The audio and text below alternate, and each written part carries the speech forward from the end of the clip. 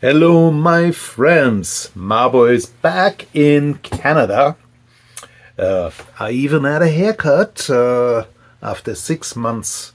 Let it Oh my grow, gosh, oh my gosh, oh my gosh, oh my request gosh, by you my are family, but so hey, cute! that's how I like myself. Short hair.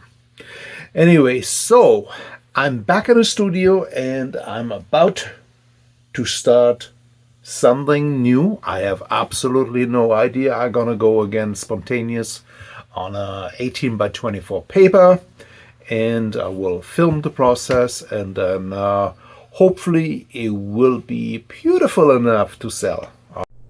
So I was going to go with an 18 by 24 paper, but I have this is nice heavy paper with something ridiculous. I don't know what I was thinking. This is quite a few years ago, but it's nice paper, so I just gonna go right on top of it and we'll see what comes out of it.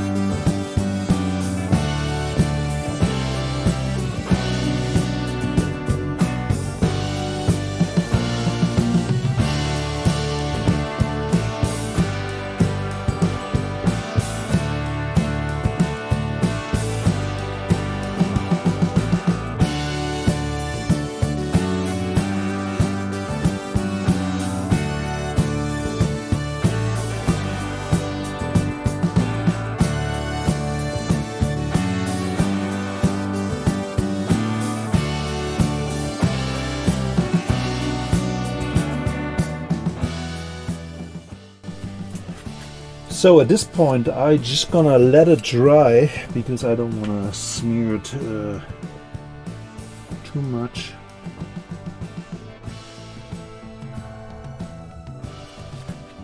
And then we're gonna go probably with some red, covering up the orange. We'll see. So I'm gonna be back either later on tonight or tomorrow.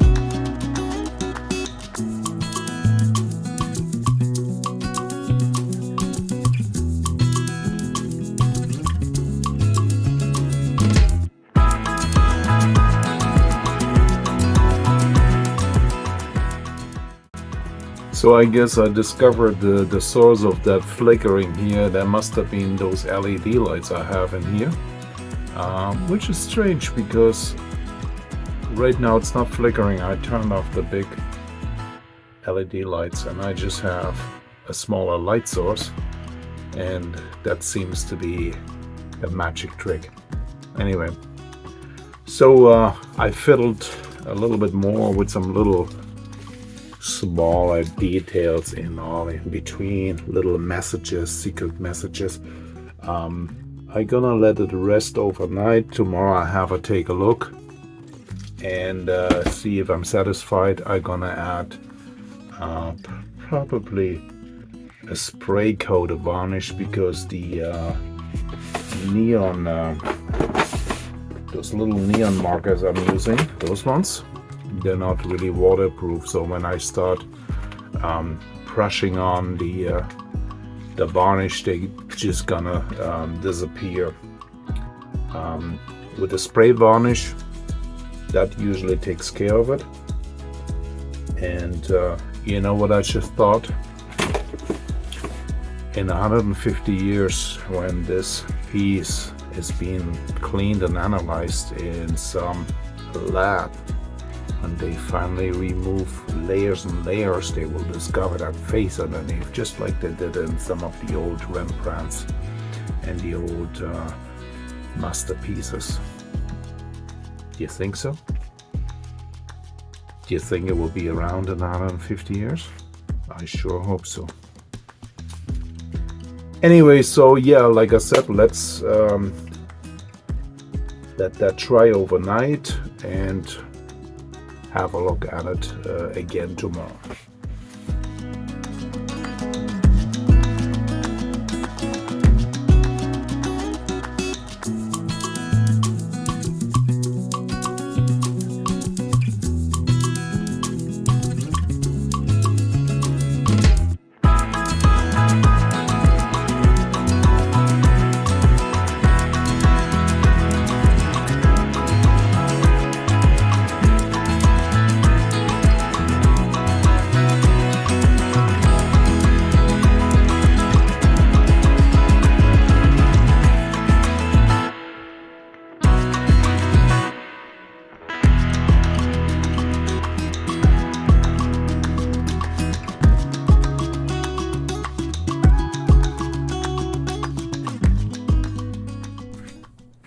So it is the next day, and as you can see, the fine lines with the neon markers are still there, so the spray varnish works really well. Okay, let's put it in a frame and see how it looks like.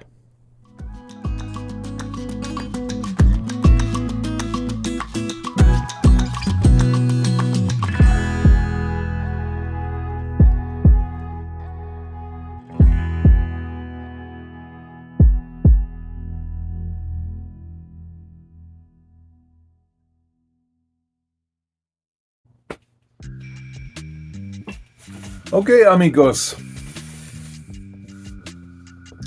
this is what it looks like framed. I hope there's no reflection here.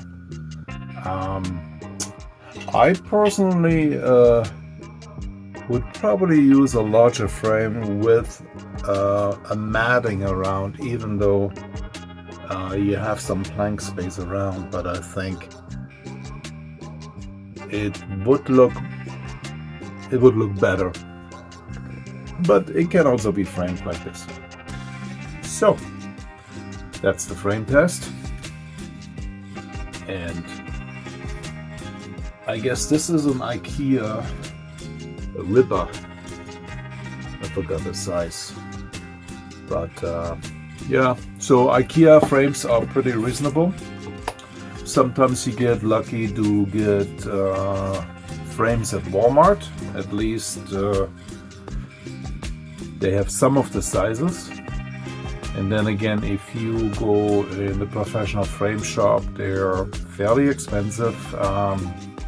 Michaels, if you wait for the 50% sales, which happens occasionally. So you just go to the Michael store and you ask when that is going on. You get some savings there too. Okay. So if you're interested in this painting, send me a message. I don't have a price tag on it. Let's put it this way.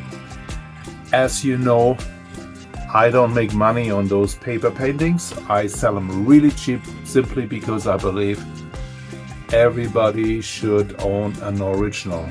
Please stay away from the prints and call it art.